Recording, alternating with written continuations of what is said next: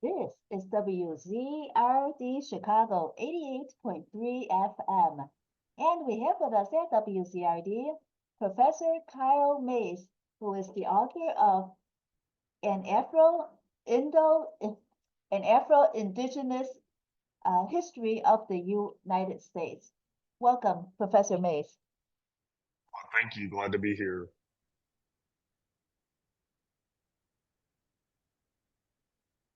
How have what did you endure, and how did that contribute to your study, your becoming a researcher, and of course that leading to your your book? Yeah, so I'm African American and Saginaw Chippewa as a tribe in the state of Michigan. And for me, growing up, it wasn't much of a contradiction being Black and Indigenous. Those are my cousins. Those are the people I was around daily. Um, my siblings, family, and so forth. But as I went to university, and then you become an adult, and you sort of see how people try to create binaries of identity. So you're either this or that, and you can't be both. And so by the time I started doing my university studies, I was thinking there are not a lot of books and works on Afro-Indigenous history outside of the five tribes. So the five tribes, the elite of those tribes who enslaved Africans, so the Cherokee, Choctaw, Chickasaw Creek, Muscogee Creek, and Seminole.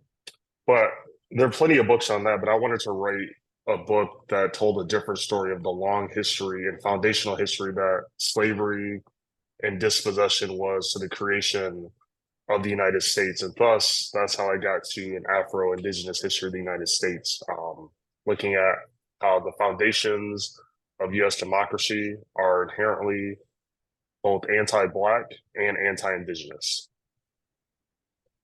It's anti-indigenous. It's colonialistic. So that's how it is wherever colonialism pops up, it seems. But how did you realize that there were more layers to reparations than what is usually proposed in local governments or in the U.S.? So I like to distinguish between what I like to call mainstream reparations. That is, for example, in 1989, when Congress like at least passed the idea of studying it, it didn't go through, but it's sort of on the table. And of course, even prior to that, enslaved peoples, formerly enslaved peoples, always try to get some sort of restitution for the harms caused during enslavement, the exploited labor, and so forth. But today, especially with the local governments, as you mentioned, there's a great discussion of how should we give cash payments to the descendants of formerly enslaved peoples? What is just compensation? What does reparatory justice look like? And for me, while I support, in at least in theory, the idea that the descendants of exploited Africans from slavery to Jim Crow deserve some form of restitution, how can we have this conversation without also discussing returning land to indigenous peoples? Right. And I know it doesn't make sense for some people to think about those things simultaneously, but a quick example is the story of Bruce's Beach. I won't recount the entire history, but 1925, basically in Southern California, was a very successful resort area, only because of segregation for that African Americans frequented. The city council just usurped that land under eminent domain from the Bruce family. And then just last year, 2 years ago, the city gave that land back to that family, and they subsequently sold it back to the state of California for $20 million. But at that moment, at the ceremony where this is happening, they acknowledged that this was Tongva Gabrielino land. So the indigenous peoples of what is now considered LA County and different parts of Los Angeles. And so, what would it have looked like if the family kept that land or tried to imagine a form of reparation that included those indigenous peoples right? And so this is a very practical example of how reparations could have been talked about differently outside of simply selling that land. And I think it's deserved, but why not also figure out a way to return it to the original stewards of the land? That is, in this case, the Tonga Gabrielino peoples of this particular area. Did those people receive any compensation at all? The indigenous people from that when the family uh, sold the land back to California, did the indigenous people get any compensation from that sale? So no, and I don't want to make it a like a competition between these two sort of groups. I'm just saying, thinking about these two groups together, and it's not so that family deserved the money from the state, but also why isn't California, or in this case, the city of Manhattan Beach, also including returning land to indigenous peoples because it becomes a bit more fundamental. So it has less to do with the family, sharing compensation with these folks, but more so the entities that have enslaved and dispossessed people, including indigenous peoples, what can they do to also return land, which is a more fundamental question than, say, giving out cash payments, for example. How were there instances of the government actually returning land to indigenous people, viable land, good land, not wasteland land? Yeah, I mean, there are plenty of instances over the last, say, 5 years around the country. More recent example is in Berkeley, California, where the small plot of land returned to the Ohlone peoples, but they is a the Cataly Foundation. It's like a very progressive philanthropic group. Actually gave them the money to be able to purchase that land. So it's not even necessarily the out of the goodwill uh, of Berkeley, California, the city returning that land. It was purchased, and they said, "Here you go." Also, Tucson, Arizona, this past April, I believe, they gave a small plot of land back to the Tohono O'odham people in Arizona as well. So there are examples of this happening, but it's mostly because either it was a violation of a treaty, so they're not really doing this out of the kindness of their heart. And even if they are doing it, to me, that doesn't matter. The intent or the kindness of a settler state's heart. You should honor the treaties that you sign with people, these different native nations, and you should really take into account land that was illegally taken or coerced from native peoples, which could be a lot. Because it seems as if treaties are supposed to be have a measure of goodwill. There was no goodwill in those treaties. They were just uh, paper that had it was a binding contract, and indigenous people did not have any say in that contract. No, so we have to acknowledge that native peoples had some agency. Now it's, I like to say big agency and little agency. And they're somewhere in between. And some people actively sign these treaties. And there have been so many treaties, it's different nations, so different contexts of these treaties as well. But we do know that the United States has violated every single treaty they've ever made with native nations across the board. Or sometimes they said they were going to make a treaty and then they never followed up and made a treaty. And the United States Congress stopped making treaties with native nations in 1871. So now it's just about honoring the treaties that were already made, which again, the United States has violated every one they've ever made. So even land returns, for example, are really just the United States or an entity honoring a contract that they already established with a particular indigenous nation. They violated every treaty, but there was no enforcement. There is no punishment for the violations, were there? Well, no. So, for example, when a treaty was signed, Native people thought this was going to be followed, but there's no outside entity to force the treaties. Now, with the passing of the United Nations Declaration of the Rights of Indigenous Peoples in 2007. And then the United States finally agreed to be a part of it. So I think there were three nations initially who said that it was not enforceable. So there's some sort of remedy for that, but of course, the United States said they will honor the Declaration of the Rights of Indigenous Peoples as long as it's not enforceable uh, against their own governmental will.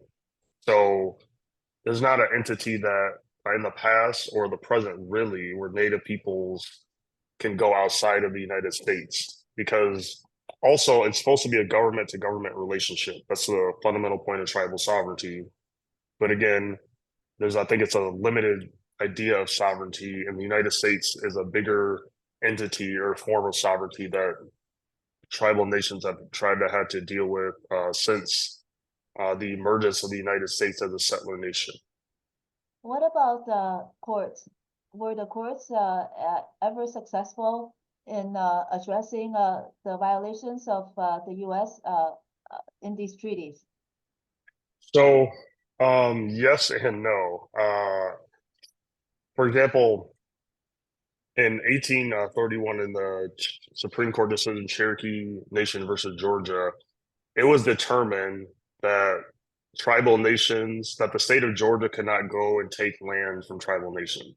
But and so within this ruling, the Supreme Court stated that tribal nations were domestic dependent nations. So they're acknowledging on the one hand that they're sovereign nations, but on the other hand, they're saying they're sovereign only to the extent that they exist within the United States. So, and there's been various instances where tribes can try to go to court to get things settled. There's so many examples of this, but it's not always successful because it's still under the jurisdiction of the Supreme Court. I mean, a good example is the McGirt decision that was passed in 2020, the Supreme Court decision, acknowledging that, for example, Tulsa, Oklahoma is really on indigenous land, Muskogee Creek and Cherokee land. And that has come with some interesting dynamics within the state of Oklahoma, within the city of Tulsa, and perhaps that with a new Supreme Court as well. Maybe that might be on the board again for discussion, and it's just created an interesting layer of tribal sovereignty, city sovereignty, we'll say, and the state of Oklahoma. But it's a great example of at least a win on paper for a tribal nation, but then it becomes, will the state or the city actually be able to enforce these things? Well, there were a lot of Black people killed in Black Wall Street in Tulsa. So where do you know if there were and on that same land were there indigenous people killed before as well? So I mean, Black Wall Street's an interesting example. I mean, at least a part of, from what I understand, at least a part of Black Wall Street was on some Muskogee land, right, previously. And of course, they had migrated from what is now Georgia, southern Georgia, during the Trail of Tears and so forth in the mid 19th century to present day Oklahoma, which was called Indian Territory. So at least part of Black Wall Street was, again, on indigenous land.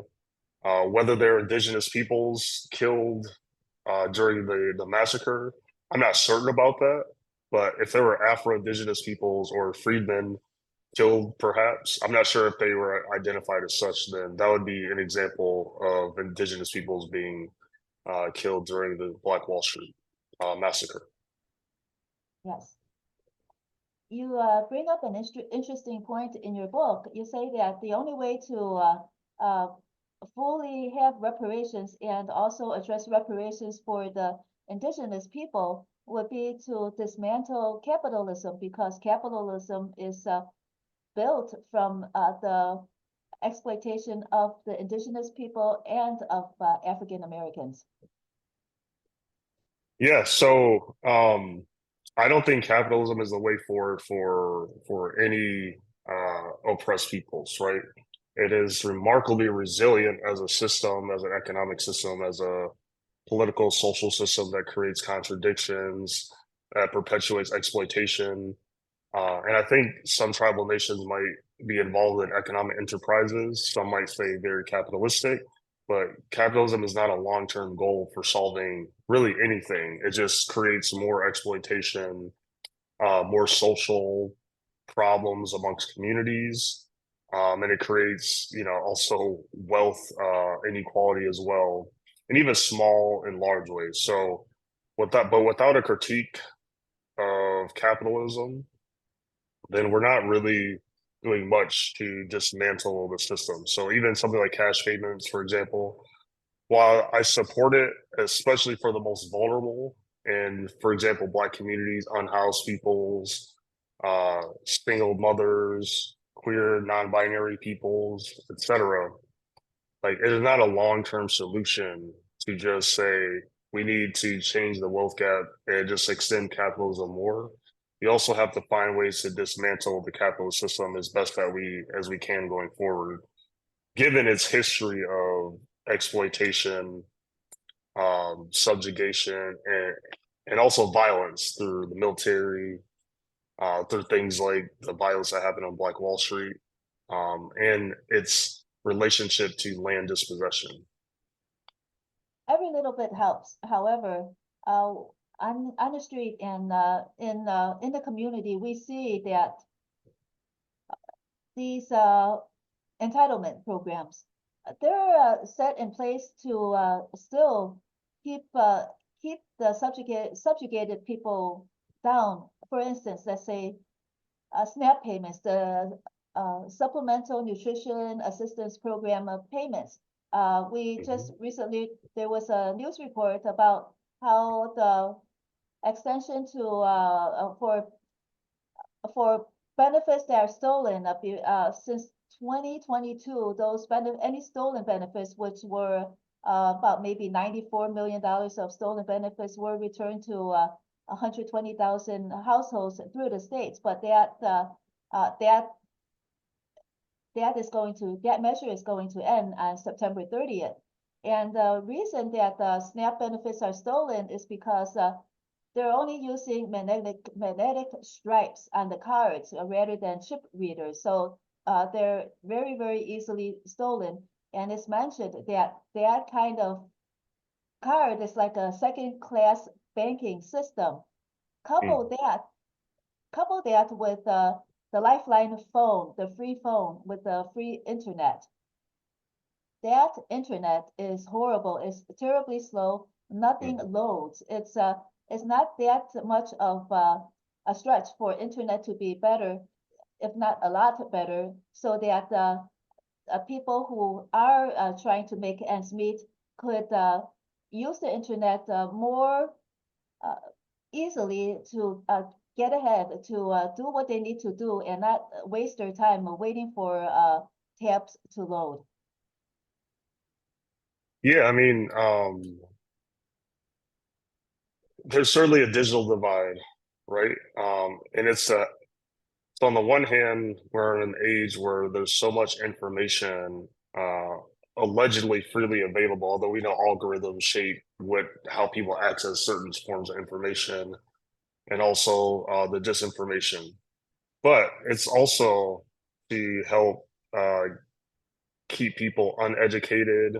If you can't load something very quickly, if you're constantly worried about food, benefits, you can't find a babysitter, you have to go to work.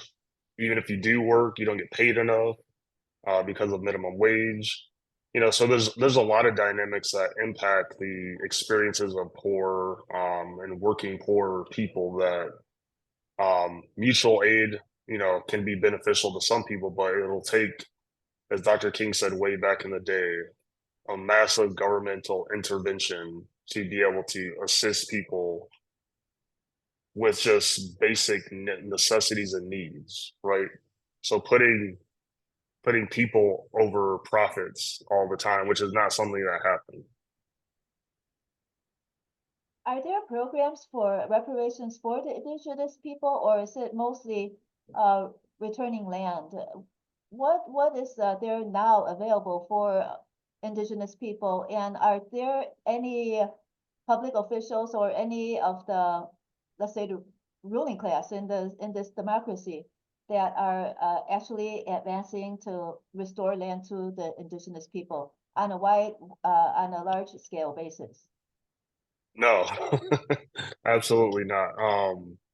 It, right now there's under the first Secretary of the Interior, Deb Haaland, there's I think the second volume of the analysis of the boarding schools, the horrible, horrendous things that happen to indigenous peoples in the particular boarding schools in the late 19th, early 20th century. But as far as returning land in mass, no. And I wouldn't see the United States or a local municipality doing that in mass anyways, because they would have to dig larger into the history of land dispossession and displacement of people, which I just don't see happening. But it's at the again, local municipalities have been returning some like small amounts of land, but it's not in large in a large systematic way. You mentioned in your book that unused land in cities could be used to return some land or provide housing to unhoused people and the poor. Did you see that happening anywhere in the country? No, no, I've not seen this happen anywhere. In fact, especially being in California, there's an increase in which is considered a very liberal state, or Los Angeles being a very liberal place. There's an increase in just dispossessing unhoused people, removing their belongings, pushing them further and out. They're just being banished, as my colleague Ananya Roy says, further and further away, and it's like into oblivion. So it's a major assault right now on unhoused people and poor people in Los Angeles and throughout the state of California. You mentioned that progressives and liberals in this democracy uh, do not do do not have in their agenda to help restore fairness for the African Americans and for the indigenous people. Could you comment about that? Um, I don't think I understand the question actually. You mentioned that the progressives and the liberals, they have their agenda, but it's not keeping with reparations or restoring land to indigenous people or Mm, having solid reparations. Their agenda is far removed from the agenda of uh, meaningful reparations and restoring land to indigenous people. Could yeah. you explain that further for Yeah, us? I mean, yeah, I probably have less to add to that than what was articulated there, but I will say the focus on cash payments, for example, or just simply getting African Americans, for example, reparation up to the wealth of just your average white person.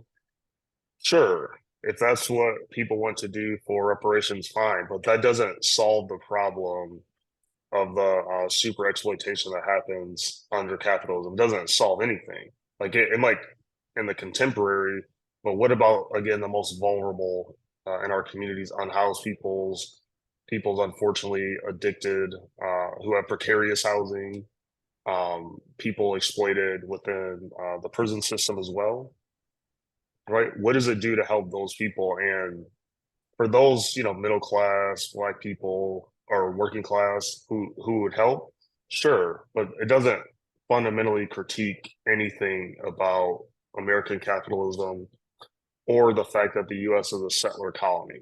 It does none of that. And so that's what I mean when I say that liberals and even some progressives, they think they're fighting the good fight, but they're not fundamentally critiquing or challenging anything about the nature of society and how it has and continues to treat poor, working class, and Black and Indigenous peoples.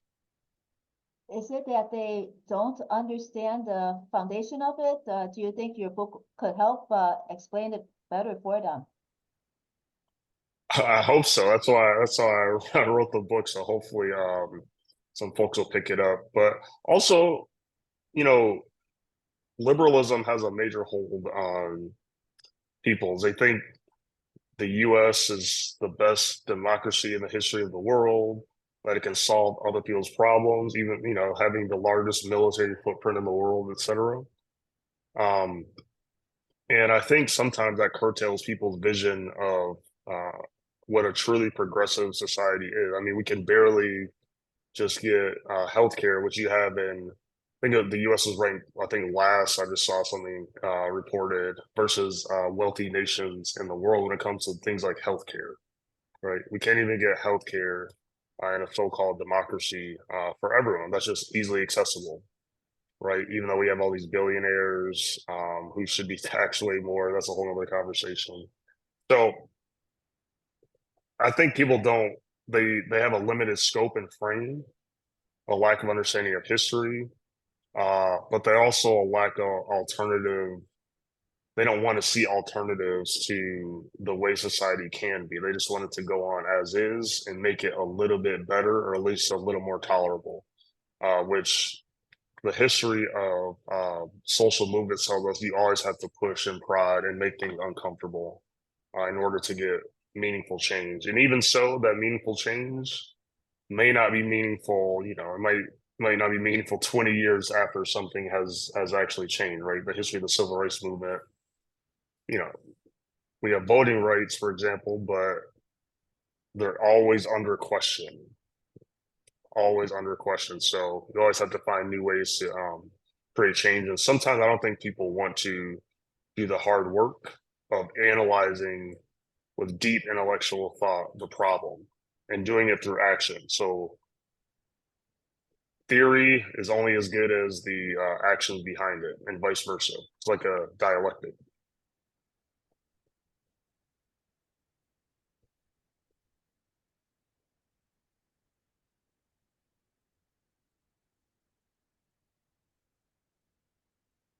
Have any elected officials contacted you about the content of your book? Has anybody that maybe could do a little something spoke with you about reading your book? No, no. That would be a fascinating conversation. I'd be open to it. I'd certainly be open to it, as long as we share some, you don't have to agree on everything, but just some fundamental values around change, helping poor people, unhoused people, indigenous people, people of color, and so forth. As long as we share some basic values around that, I'd be more than willing to have a conversation. But if we don't share that value, I'm still willing to talk with people. But if you just fundamentally agree helping people is a thing, but at some point we're going to hit a wall, surely. But also, it's a history book. So hopefully, if people are serious readers and intellectuals, even local officials, they'll pick up my book or plenty of other amazing books out there as well. Read them, digest them, and hopefully it'll influence their approach to policy, whether it's at the local, state, or national level. Well, the book is very straightforward and easy to read. It's not uh, like scholarly writing that is hard to understand. It's a very, very nice, good book. Oh, thank you. You must have studied the history before before your research career. When you studied history, how different was it from what you found, and how difficult was it to find the history behind the history?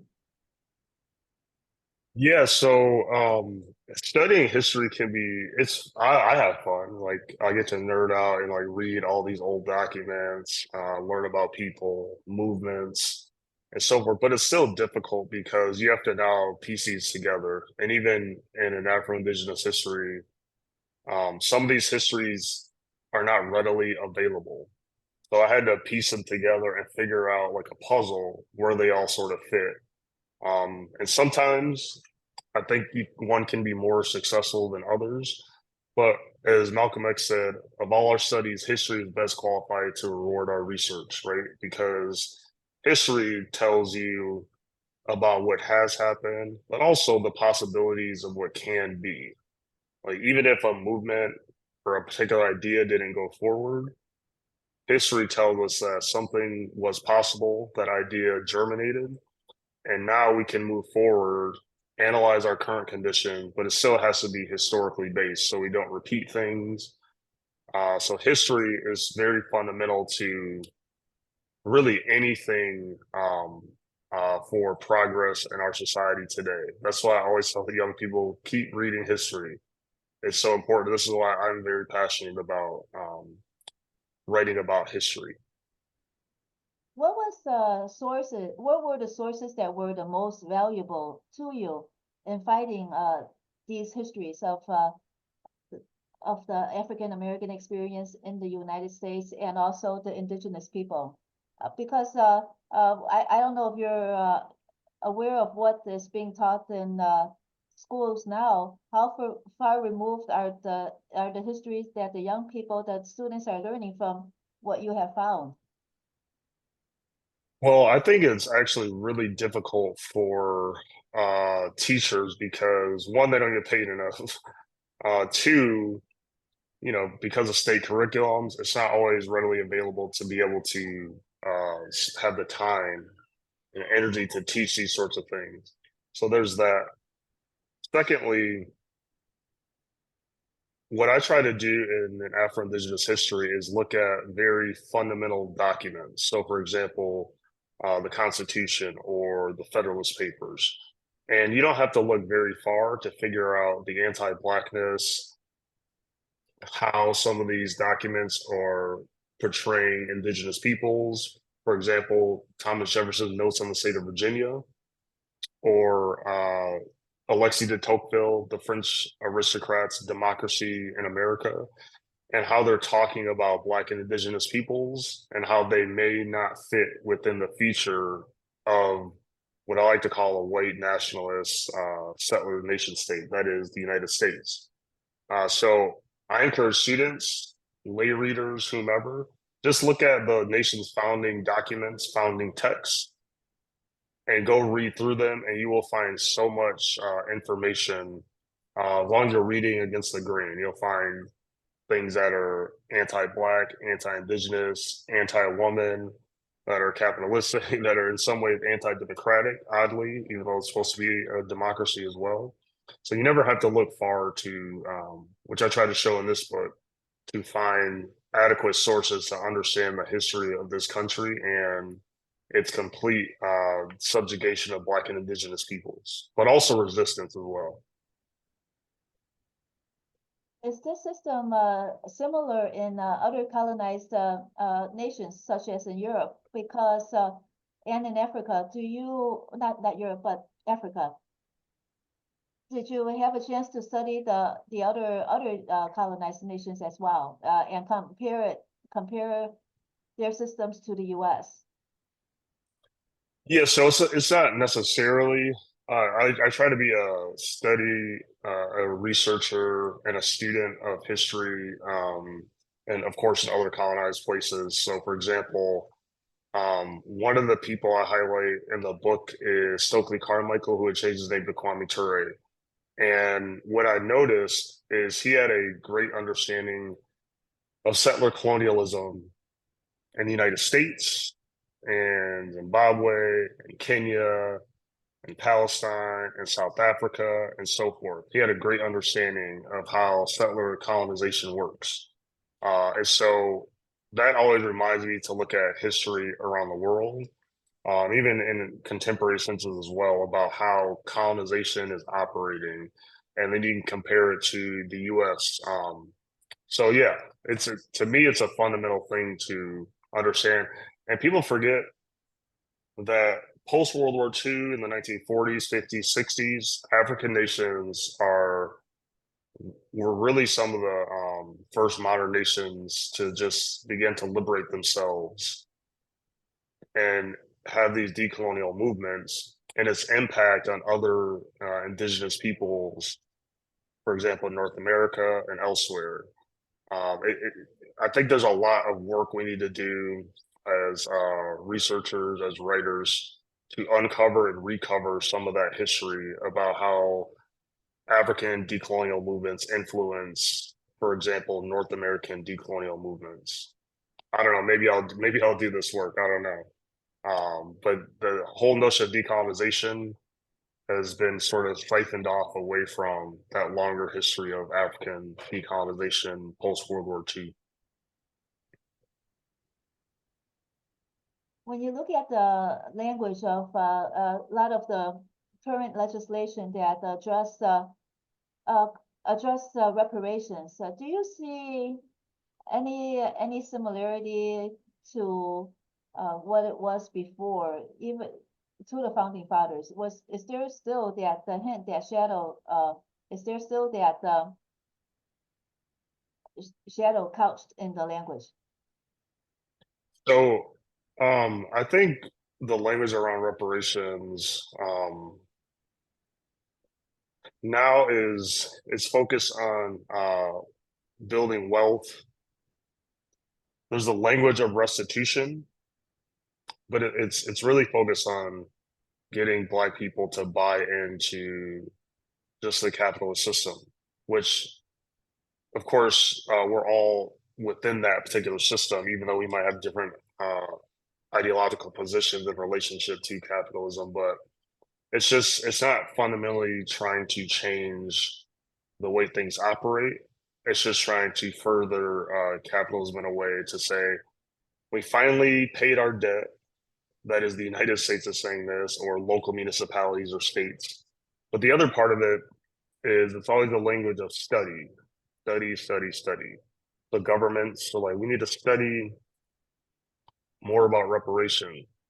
And I'm like, you know, the library, and you can, there's probably thousands upon thousands of books on the cruelties of slavery. There are plenty of scholars who have written about and even calculated what reparations could look like.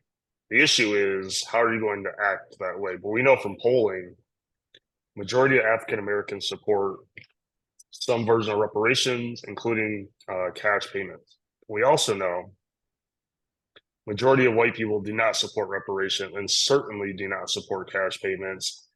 And so would Congress buy into such a thing? As in, can you get officials to support it at the local, state level? And then when they go to Congress, can you get them to pass this? And I'm skeptical, given the history of white terrorism and hatred of Black people, from Reconstruction, you know, for as a post-Reconstruction. I don't see it passing at the national level. And I mean, it's a shame too, in a sense, but that's what the polling shows, that white people just don't support any form of reparations for the majority for Black people. You mentioned in your book about liberalism and how one white woman screams into a Black police officer's face to defund the police or get out of here, and it's actually contributing to racism, and she's not being helpful at all, and she. Yeah, you could explain about your position on that incident and how you included it in your book. Yeah, so like a general commentary, I think there are some white progressives who are, I believe, are actually anti-racist, who believe that capitalism is at least bad, right?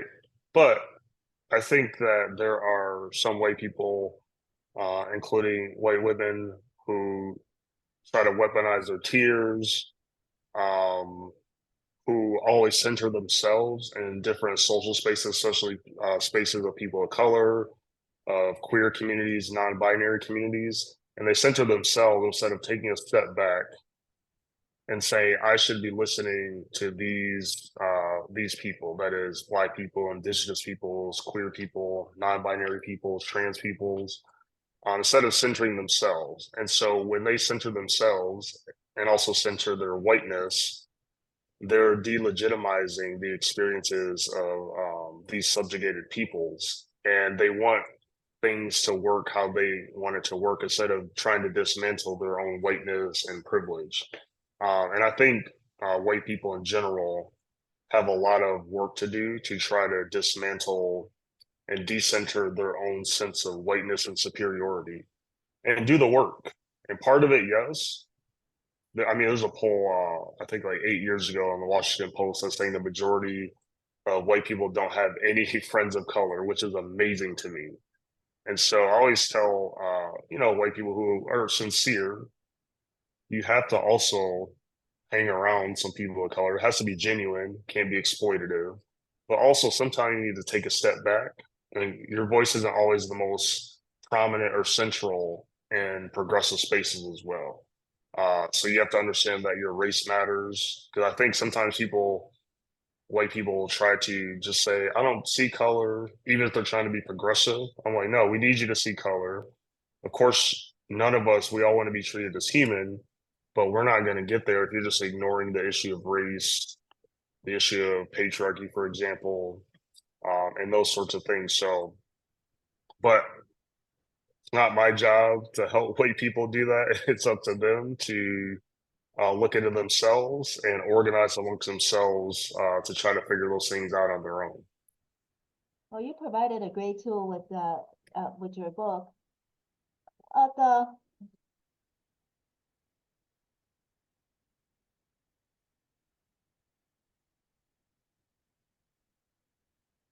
You mentioned a lot about how indigenous people need to work with Black people to bring the reparations, to bring more justice, and for the indigenous people getting land returned, for the Black people getting land maybe as well. But this is so hard to. What if like the Black people and the indigenous people are on the same plot of land? But how you said that they really need to work together. Do you see instances of indigenous people and African American people working together toward this goal? Not as much as perhaps I think I would want to see, and I think other communities want to see. I mean, there were good. I always think of solidarity. So solidarity is fleeting, right? It can be momentary. I think the racial reckoning and protests in 2020 were great examples. For example, I have a friend in Seattle who there was at least a moment of people of color, Black and Indigenous solidarity during a time, but then it sort of dissipates over time because, and I always think of Audre Lorde, queer Black feminist Audre Lorde, when she says anything worth doing must be difficult and not easy to achieve. So solidarity requires deep conversations, uncomfortable conversations, intimate conversations, hanging out, and trying our best to understand our particular histories, struggles, our visions for the future. But often we don't have the opportunities and time to be able to do that because you have to work. It's hard to envision and imagine a future in that particular way. So my thing is we could get Black Indigenous peoples together just to have multi-generational, just to have these conversations. But we have to do a lot of re-education within our communities, which will take time. And you have to be able to have difficult conversations and heated exchanges sometimes in order to figure out the contradictions, in order to envision our collective futures, which is not going to be easy at all because I still think there's rampant anti-Blackness within Indigenous communities and spaces and complete Indigenous erasure and sometimes anti-Indigenous sentiments within Black communities as well. So we have a lot of work to do, but I'm hopeful and grateful that we can begin doing that. And one good example, actually, it's called Bliss. So shout out to um, my friends Savannah Romero and Trevor Smith. It's called, and Bliss stands for Black Liberation and Indigenous Sovereignty. And they're trying to actively have these conversations as well. What is it called again, and where is it taking place? So this is a good example of what you hope for taking place, happening? Yes, yes. Yeah, tell us more about that. Yeah, so I mean, it's in its infancy stage. So they're trying to create narratives, stories, and produce content um, in the immediate, but in the future as well, about how we can imagine Black and Indigenous futures together. So it's still in this infancy stage. There's a lot of work to be done, but they're doing, I think, amazing work in trying to change the narrative because sometimes you actually do need to change narratives and change people's minds. In other words, re-education about Black and Indigenous history, peoples, movements, current conditions, and in order to be able to progressively move and change some sort of systems as well. Because without the educational part, you're not really going to move forward, which is, I think, we're putting the cart before the horse sometimes. Like, let's just be active and be in the streets, which is great and important, but you got to do the educational work and labor in order to change people's minds, in order to get a mass movement. Without the education, you just reproduce systems of inequality, and we don't really fundamentally change anything. We have to understand the nature of the problem, and to be able to change people's minds, you got to create new narratives.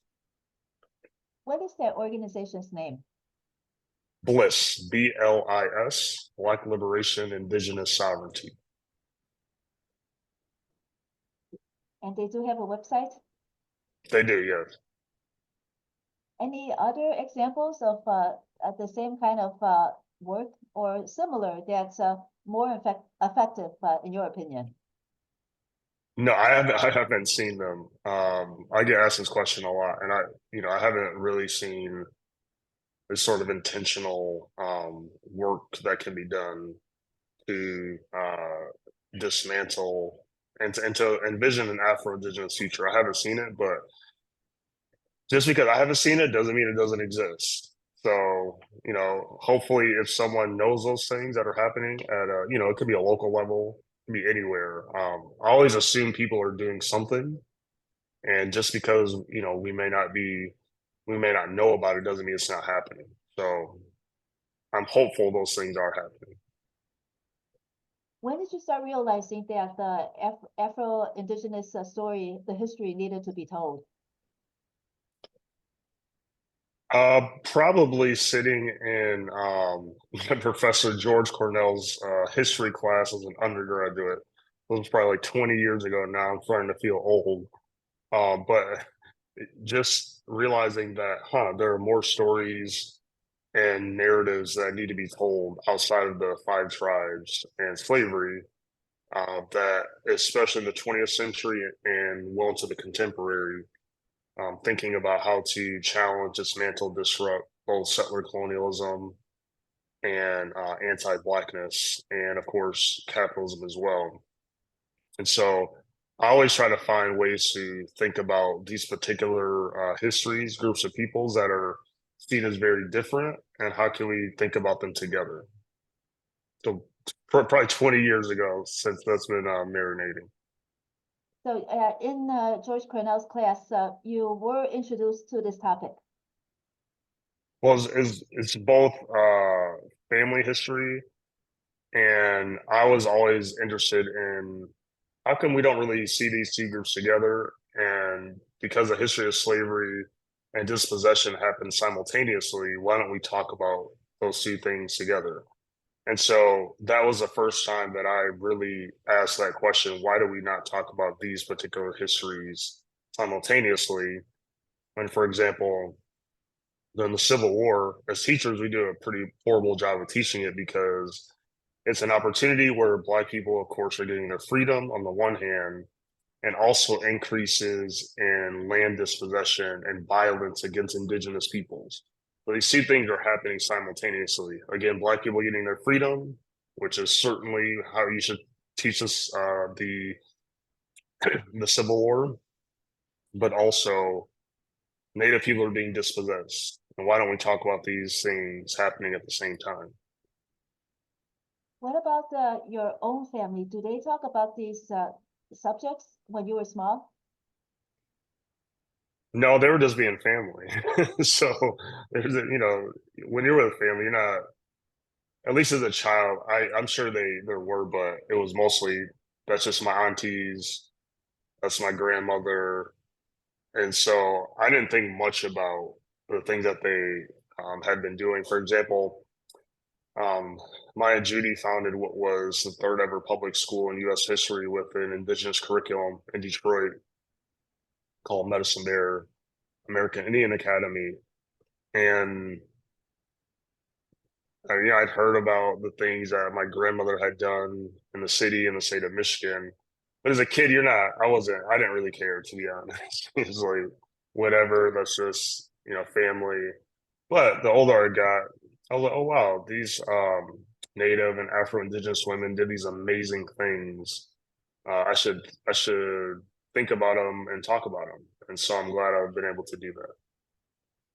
So were you able to later talk with your grandmother about this? No, she passed away before I was born, but I was able to talk with my aunties about this and have written about them in another book as well. Have you been able to talk with others that do have more knowledge of this? Of course, you mentioned the founding fathers' documents. Of course, that's important. But what about oral histories? Were you able to interview people that have history and family history in these same struggles? Yes, of course. Oral history. I know the historical profession still looks down on oral history, but I love oral history. So I was able to do several oral histories with people involved in social movements in Detroit back in the day. So it's I encourage young people to also do oral history, just like, and anyone really. Talk to your grandparents, great grandparents, talk to your mother, father, and whatever is considered your chosen family, your parents, just to learn about their history. And you never know the cool things that you hear, and record them, transcribe them, write a family, as best as one can, or if you have the time and ability to do so. It's family history, I think, is important. But it also teaches you skills about social and political dynamics that were happening during the time period. Like, why did you move from X place to Y place? How did you get here? What was your experience as a child? So I certainly encourage those things. Well, Professor Mays, thank you so much for joining us on WZRD. And if our listeners want to learn more about you and your book, An Afro-Indigenous History of the United States, where should they go?